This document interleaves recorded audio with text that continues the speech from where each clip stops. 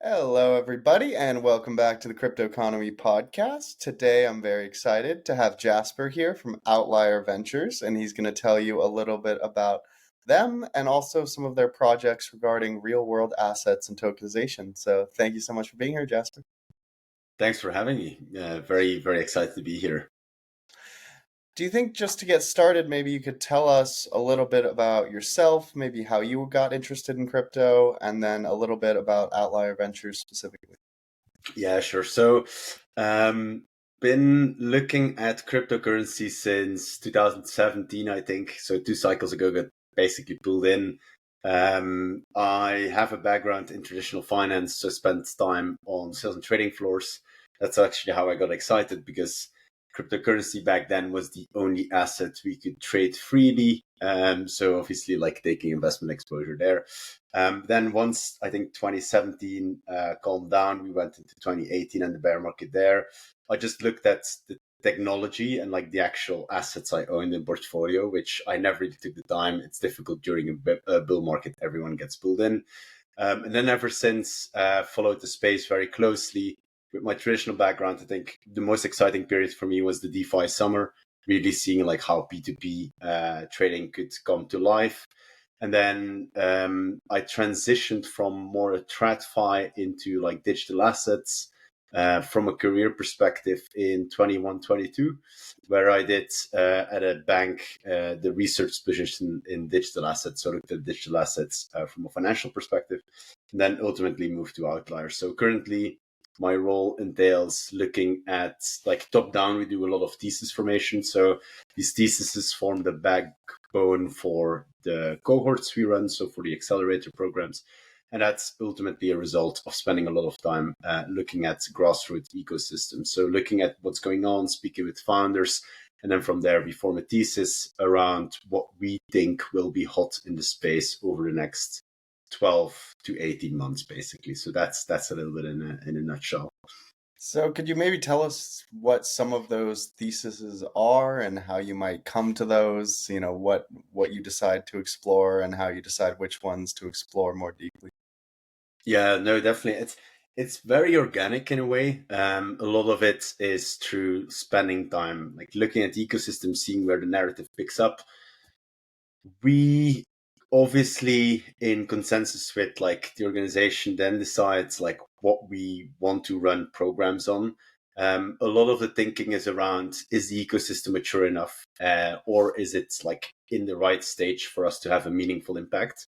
I think some of the big ones we've called out over the past half year, like past few months to half year, is Bitcoin. Obviously, was I think the first one where we properly did like a thematic one. That's where we looked at obviously inscriptions and BRC20s, and we drew the parallel between that and the Ethereum ecosystem. That's playing exactly out as we hoped it would be, and we're currently running a Bitcoin program. So that was a great one. And then some of the other stuff going into 24 and 25, the next cycle, I think, is obviously RWAs will be big. Something I think people in the space who's paid attention to the space in the past are familiar with. But now there's an inflection point there. Another big one coming up is the intersection between AI and blockchain, where you'll have both technologies actually converging into one tech stack in order to solve the structural issues with each individual technology. And then another one I think is obviously Deepin. So we've seen last cycle where Deepin was about digital infrastructure. And now increasingly, if you look at Deepin, so for the people not familiar, is decentralized physical infrastructure. If you look at the projects there, a lot of it has shifted towards data collection. So from instead of the provision of digital services, we're now moving in an era of data collection, but also social platform coordination. So these are your Uber, Airbnb type of Web3 based projects. So that's in a nutshell like some of the stuff that keeps me busy on my day to day. These are some of the projects, but obviously there's other teams, smaller teams like ZK, for example, which continue to be very attractive for us. I think those are all actually really great spaces to be in. Those are all things I definitely believe in. I think you're really smart to be following the BRCs and comparing it against the ETH stuff. Not a lot of people were willing to take a good look at that in the last 6 months that I've talked to. And I think, you guys are probably playing out a similar thesis to what I was imagining. And I think, looking into these systems where we can uh, create decentralized infrastructure as alternatives to some of these mainstream platforms. I worked with a company called Arcade City back in Austin in 2016 that were trying to do like a decentralized Uber, but it was frankly just too early, and they had a lot of trouble getting off the ground. But I think a lot of the work that they did, it made sense. It worked. It was a system that actually benefited the riders and the drivers and made them more money. They just didn't have the insane amount of, venture capital funding that, the others had to get them off the ground. So I think now there might be a wave of that funding from companies like you guys who help those guys actually have a fair shot at showing people it can work. So I think that's exciting. So, are there certain things that, in particular to the last sort of bucket, which is the real world asset tokenization, are there any things that have changed recently that have made that thesis more possible, or is it really just a matter of timing and people being ready for it? Yeah, it is like that's a big part of defining whether or not we should commit to the space as well, right? I think to your previous example around Web3 based ride hailing, there are some building blocks which need to fall in place. Like obviously you have infrastructure there, potential governance as well, or like how the social coordination is going to happen. Like on your example, that's very important. I think the building blocks we've identified for RWA they are actually threefold. So there's three big drivers here, which we believe have changed in a meaningful way, which unlocks like the acceleration of the space. I think the first one is very obvious that there's an increased mindshare and activity, and that's not only from the crypto native community, but from the broader, like more corporate institutionalized community as well. So if you look at the space, it's definitely the financial industry which is pushing this forward. From tier one and tier two banks, you have meaningful headlines coming from where like there's partnerships with the likes of Avalanche, some other alt L1s, even exploration of EVM based tokenization products. Also, for example, like SocGen worked with MakerDAO. So there's meaningful partnerships there. And obviously, like the mind sharing activity is very self fulfilling in a way, right? Like more people, more resources, ultimately driving this forward. The second big one is, I think, the technology and the developer tooling. The technology has like drastically improved. Obviously, like now we're in the era of L2s.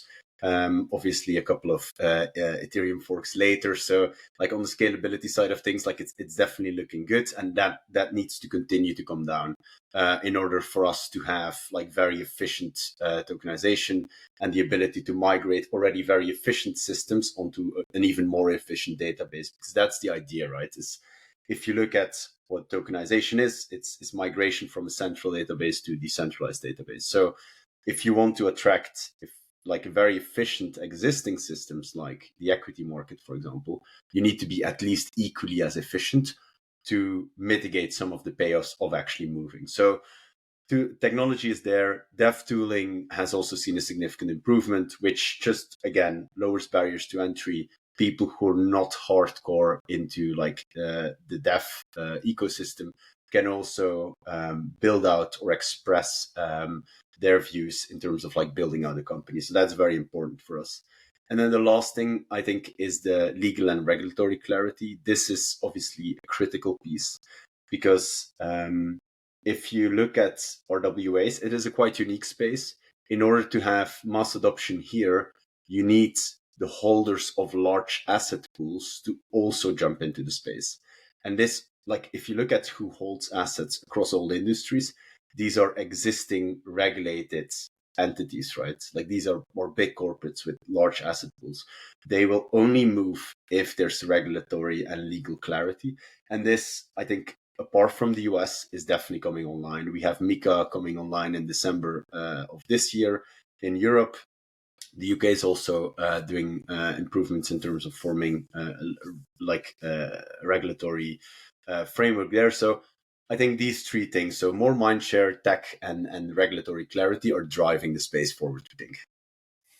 I like what you said about the big institutions starting to shift their weight a little bit. I think that it, from what I'm hearing, seems to be a big part of the equation for a lot of these companies. I'm hearing a lot more people say, we're going to start tokenizing treasuries, we're going to start tokenizing corporate debt, we're going to start or tokenizing the holdings of like diamonds and gold and things that I've been hearing for years, but much more serious people starting to say them and starting to float much bigger corporate entity names than I would have ever imagined. My question is, how do you find the winners and losers in a space like that? Are you looking for the people who have the right relationships, who knows the Jamie Dimon of Chase Bank, or is it someone who just has a really sophisticated view on the technology and a really good go-to-market strategy in countries where you feel like the regulation is ready? I guess there's so many players I see entering the space. I have a really hard time figuring out who's actually gonna take the market share, and I'm not sure, I guess, if it's gonna be a sort of winner take all system. So I was curious about your thoughts on that. Yeah, no, definitely. That's the $1 billion question, really. I think given the fact that you will need to deal with a lot of regulatory changes and navigating that landscape, I think we're looking for founders that have that are pretty agile and like they have the ability to pivot quite quickly, because that's something we've seen in the space already. Like if you look at the narrative in 2017, it was very much around this B2C approach where marketplaces came online, tokenizing like these like luxury goods, watches, real estate. Like that was really the narrative in 2017. And there was not really a product market fit back then. Like the tech was still not efficient enough. And overall, like there was like lower than expected uptake or desire from the retail investors who like the product was oriented towards, right? We've seen a big pivot from like that specific type of business model, which I think is still perfectly viable, but it was just not the right timing back then. But we've seen a strong pivot from that to like more white label B2B solutions. So where, for example, now a lot of tokenization providers are experts around SPV structuring, have regulatory licenses, and offer like a white label solution for anyone that wants to enter the space. So this is more like your B2B or your B2B2C type of model. So the ability to pivot, I think, in this space, which it will be a multi-decade trend. Like ultimately, we have been digitizing everything for the past few decades. Now we're just doing this on blockchain. So it's a continuous trend. So the ability to pivot there across like different business models is quite important. In terms of what the right model is, I think it's very difficult. I'm in the camp where I think monolithic solutions for RWA make a lot of sense because you have so many different things to deal with. And with monolithic, I mean like one platform, which is a one-stop shop. So you have like the ability to have like to comply with regulation, the ability to put stuff on blockchain in a very smart way, maybe like cross-chain interoperability, and then also like cross assets. So I think if you have this one-stop shop, it allows you to be very nimble in terms of like navigating what will be tokenized first. And then secondly, also like I think you can create something which is from a regulatory perspective very sound, which is ultimately still like the number one goal, right? So yeah, like that's the big question is like which assets are going to be tokenized first. That's the big That was question. actually going to be my next question. Was going to be, are there certain assets that you think are, the low-hanging fruit? Is it way easier to do gold than a treasury? I'd imagine. But just have you, found any of that in your research, and do you have any projections? Yeah, I think so. There's two angles to look at this. Obviously, so the first one is from an opportunity cost of moving from your existing data infrastructure onto blockchain. So I think there the rule of thumb is that the more efficient systems will move later. So the ones that are already operating in a very efficient, setting, for them it is less attractive to move onto blockchain unless fundamentally something can change to their business model. And the reason why I say this is because payments, for example, if you move on to blockchain, it's possible something fundamentally changes to your business model, despite payments already being hyper efficient. Like payments is a very efficient space. Like if you look at incumbents, they operate on super like slim margins. It's efficient, but the business model structurally changes. But if you look at, for example, equity markets, it is very efficient, and it is difficult to make a business case where on blockchain it would be even more efficient.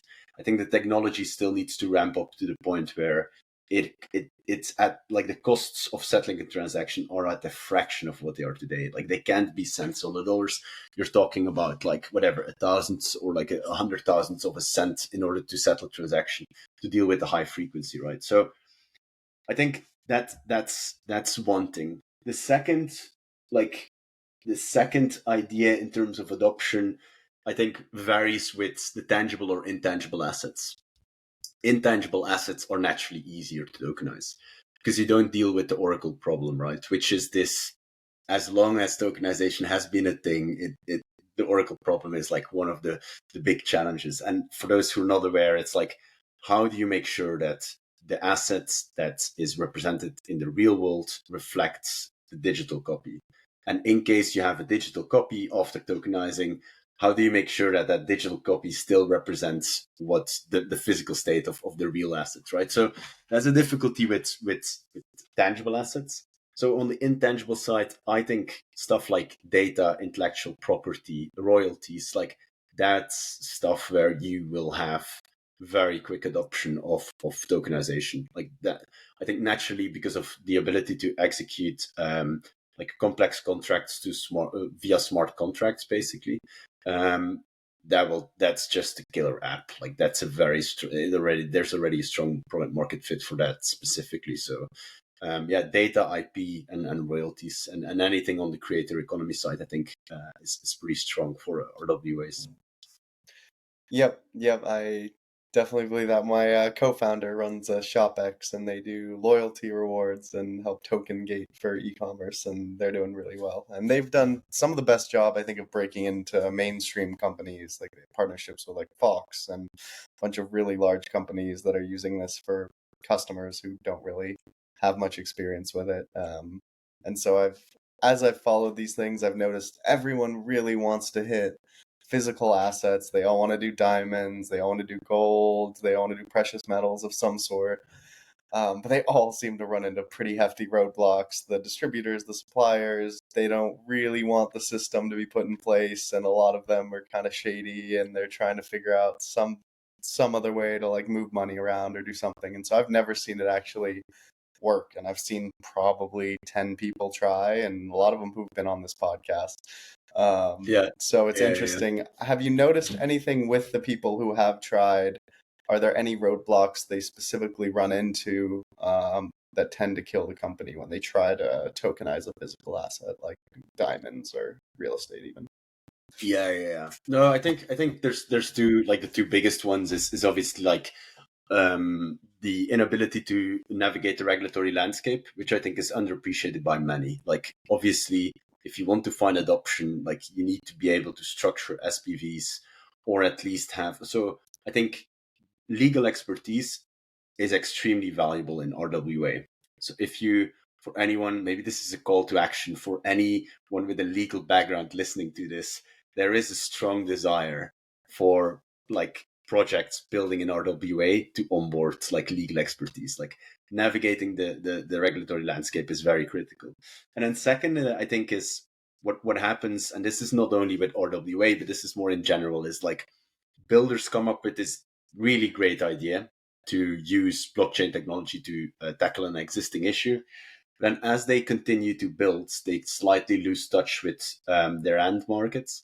And then they end up building a product which has a very narrow fit.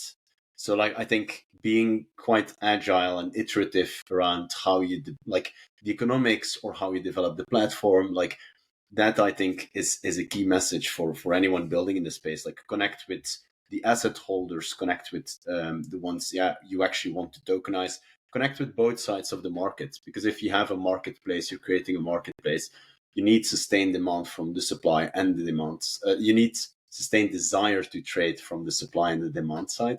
So like be in touch with both and understand like what issue are you trying to tackle here. It's very important, I would say. Yep, that makes perfect sense to me. I would almost say, though, in my experience, it's been, yeah, somewhat the opposite, where they've tried to tackle just every type of real world asset tokenization at the same time. And in doing so, they don't have a really specific honed in tech stack and regulatory mindset on any single one. So I think, it can go both ways. But I guess if you were one of these companies coming to you guys to join your accelerator, how would you support them? What does that involve? What was the idea behind the accelerator? I guess, was there something in particular you guys felt like you could help these companies with? Yeah, so we've been doing acceleration for like the better half of a decade now. So like we're very experienced in terms of I think we've run close to 40 cohorts, and in the past cohorts, naturally we came across projects that did RWAs, that were involved in RWAs in every shape or form.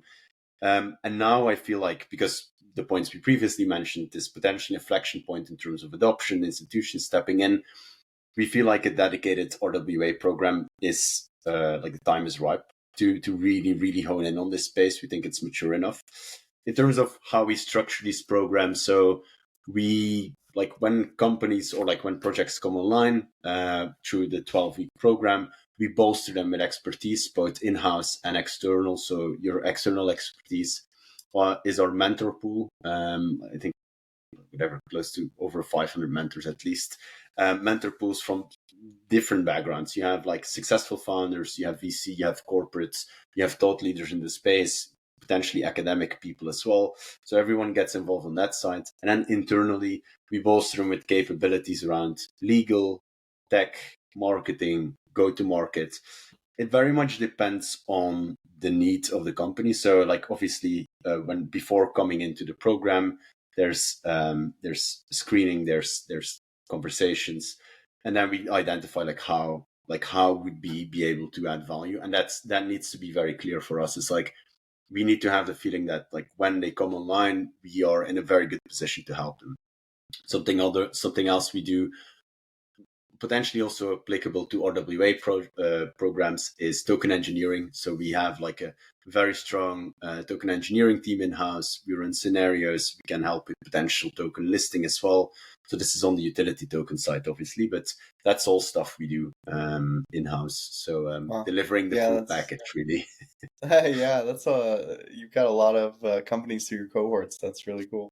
So how do you go about selecting these companies? Are they mostly inbound applications? Do you go out and scout people out?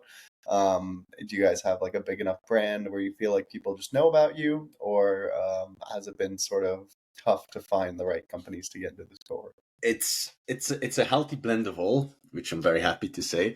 With RWA one specifically, the initial reception. So we've had the program live, or at least like the applications open, which will be open until like the beginning of April. But we've had a very good inflow of projects who all of like and founders who are very excited. But apart from the obvious inbounds, like we also spend a lot of time going to conferences, going to hackathons, and speaking with the very early stage ecosystem, and just with founders in general, creating a little bit of an awareness around the program we do, because they might not always like look at accelerators, or they might have never considered an accelerator in the first place. I think a lot of people are either doing the traditional bootstrap, or they're trying to push directly into pre-seed. But like pushing directly into pre-seed is not as easy as I think a lot of founders deem it to be. Like you already need to have like an MVP at least, or show like very strong vision in order for you to convince venture to like cornerstone deals and all that stuff. So for the preparation, that's where we can definitely help. Like we are this intermediate step between like idea formation and POC, and then on the other side, like your pre-stage, your pre-seed capital raise. So that's where we sit. I love spending time on the ecosystem. Obviously, I think that's where the true alpha sits, and that's where like you see like an abundance of passion for from the builders in terms of like the problems they're solving. So that's also like, that's obviously naturally just where I gravitate to, is speaking with just founders on the ground, on Telegram, on X, like anywhere I can get into conversation.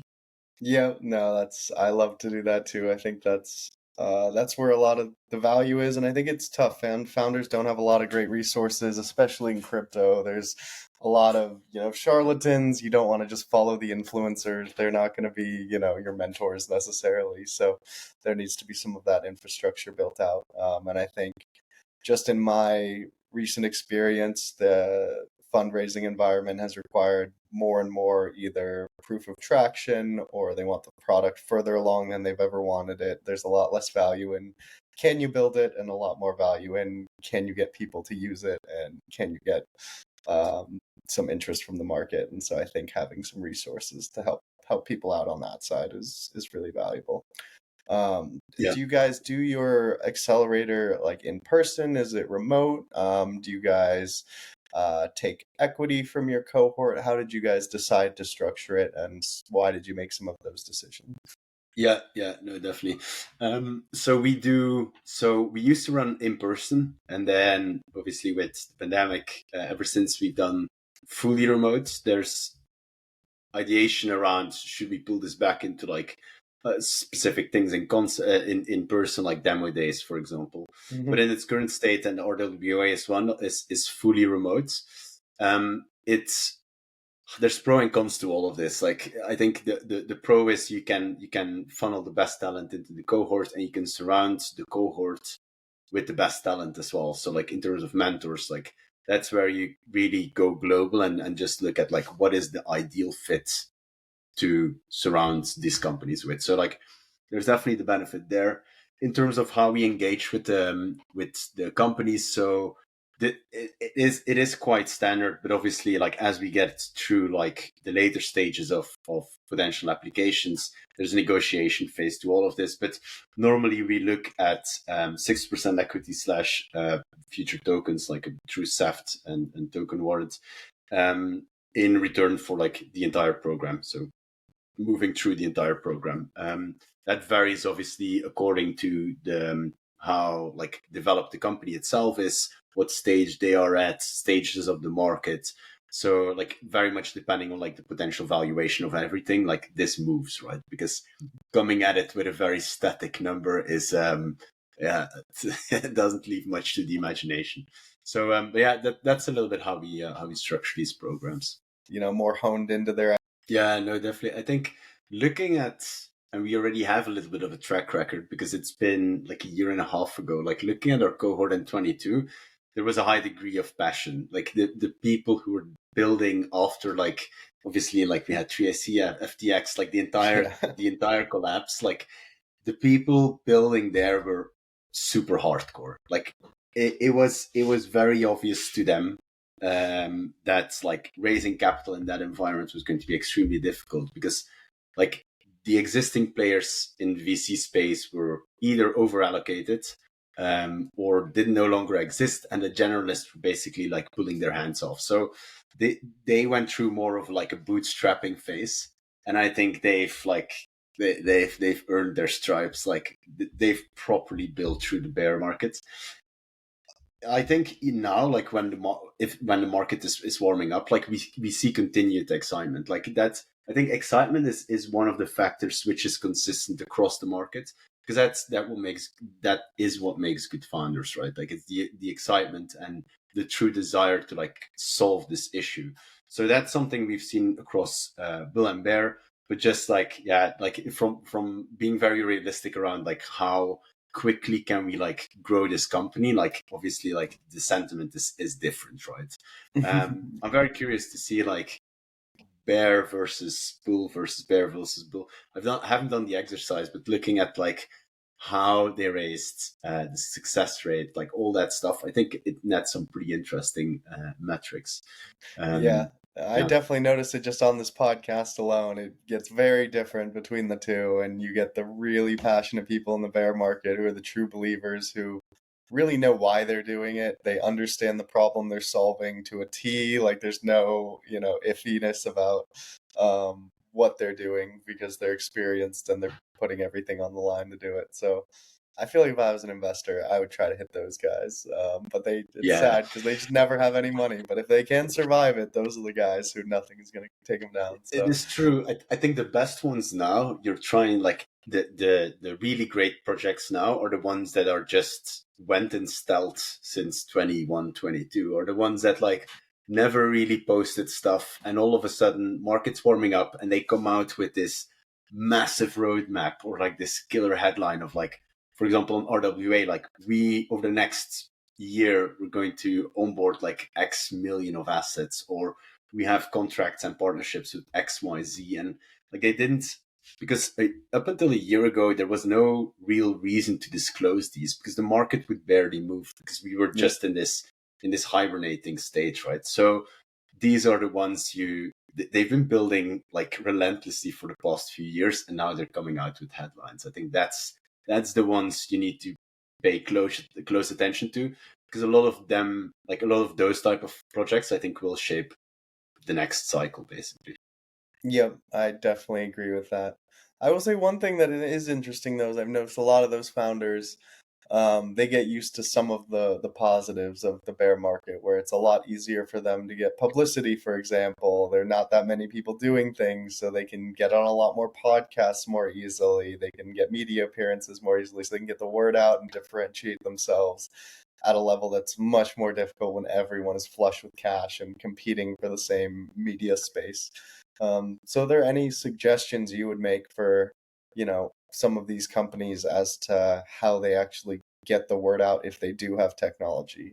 Because I feel like in crypto, there's just this huge dichotomy between the marketers and the builders, and the marketers tend to have crap products, and the builders tend to have no ability to get the word out. So how do you fix that gap? Yeah, no, definitely. And I think, but to finish your point around the bear market, that's also something is like in the bear market, the discussion very much like defaults back into like the more academic, technological, skewed conversation, while in the bull market, like a lot of it is basically like shilling and marketing is like really pushing the narrative ultimately, like from a very high level. So it goes like high level in in the bull market, and then it goes like very detailed, like very principle level type of talking in the bear market. In terms of success, I it's very important, and we've seen this time and time again with the founders we work with, to bridge the gap between your idea, which is very technical in a way, and like your end market. It's like not necessarily narrative to a point where like marketing is important, but having the ability to really distill it down into like, what are you building, why does it matter, and why do people need to care is very important. And I feel like if you pin that down, you'll be golden, because a lot of the time there's like either very good storytellers with actually like not necessarily that much product to go off on, or you have these extremely like solid builders who are building like this great product, but with the inability to truly convey why it matters. And bridging the gap between both is very critical. And a lot of the time, like even on both sides, there's because they've been like heads down for so long, they don't really appreciate it. So that's also something valuable, is like we'll just give honest feedback and we'll say like, man, your product is great, but frankly, if you pitch this to anyone that's not a crypto power user, you lose them in the second. Like it is impossible for people to understand. So making that progress is very important. It's like, again, like I also still this is my personal opinion, but I believe in general, just more broadly, like crypto needs to stop selling the tech.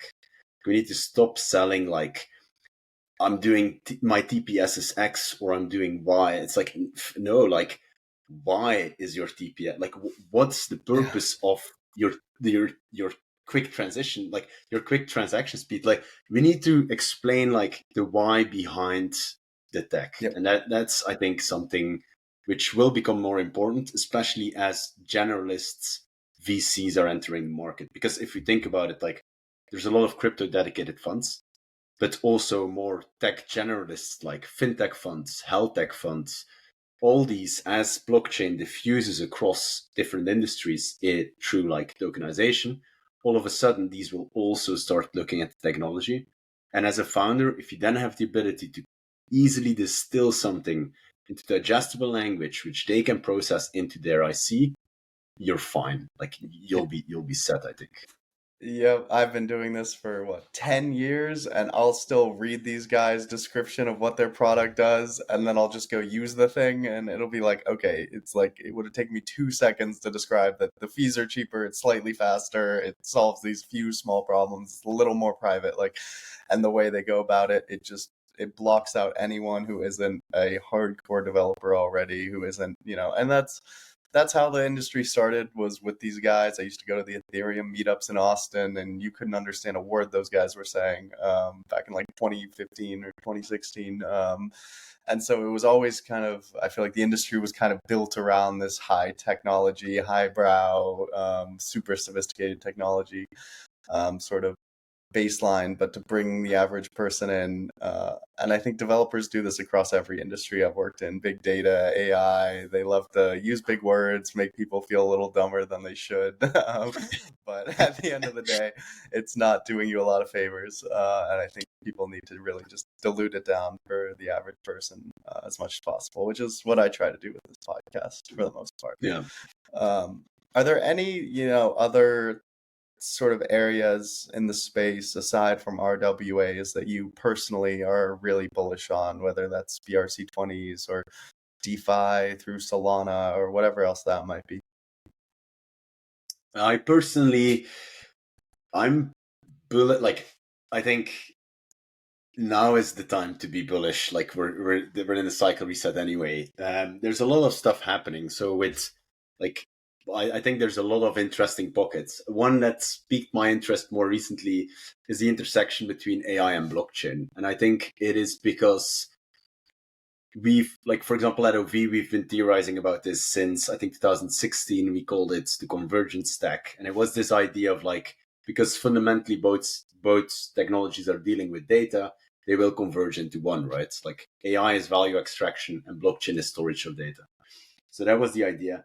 But I think what is changing now is there is a necessity for these technologies to come online. Like previously, it was like, we'll just get a better tech stack. So like, okay, but now there's a sense of urgency, because if you look at what's happening is billions of users are adopting generative AI. Ever since November 22, when ChatGPT came online, like we've seen the quickest adoption curve of any tech platform in history. I think I can't remember how quickly they went to a billion users, but it was quick. It was as vertical as you can go on an axis, basically. So with this also come like the realization of the the limitations of this technology. And like AI is limited in data privacy, data security. There's also difficulties with like the authenticity of assets generated by this technology. So a lot of people are looking at regulation as a potential solution, but there's two things here. Is like, is regulation even possible here? Like, is it even possible to capture or like contain the entire thing? And if that's possible, how damaging will it be for innovation? So I think looking at blockchain and like a potential tech solution there, where you would have blockchain sitting underneath AI as like this data provenance, data governance, data security enhancing database, is very interesting. And now, like, for example, deepfakes is top of mind for regulators going into like a very election heavy year. Like we have elections in the US, we have elections in Europe, like basically anywhere like there's big elections. So like stuff like deepfake will be top of mind. If you then can present a technological solution to this issue, I think you'll have a lot of uptake.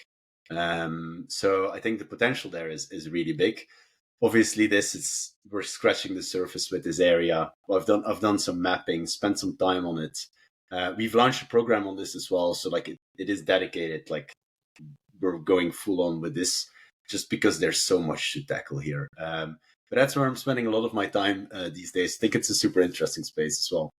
I couldn't agree more. I think you're right on track with that one, and I'm working on a lot of that stuff too. So I think super interesting space to be in. But that's all the questions I have for you. Thank you so much for coming on today. If you have anything you'd like to plug, any websites or social media pages, feel free to go to do that right now. Yeah, so maybe just quickly, so for the people who are not familiar, just go to our website. I think it's www.outlierventures.io. All the stuff around our base camps are there. For the founders building in AI or RWAs, and if you have any questions that's not answered on the website, just hit me up on LinkedIn or on Twitter, like X, whatever. And very happy to engage in any conversation there. So like, just reach out if there's any questions. And for you, man, thanks for having me, and thanks for the great Absolutely. conversation. Anytime. We'll get you back on soon. Thank you so much for coming on, and thank you guys for listening. We'll be back with a new episode soon.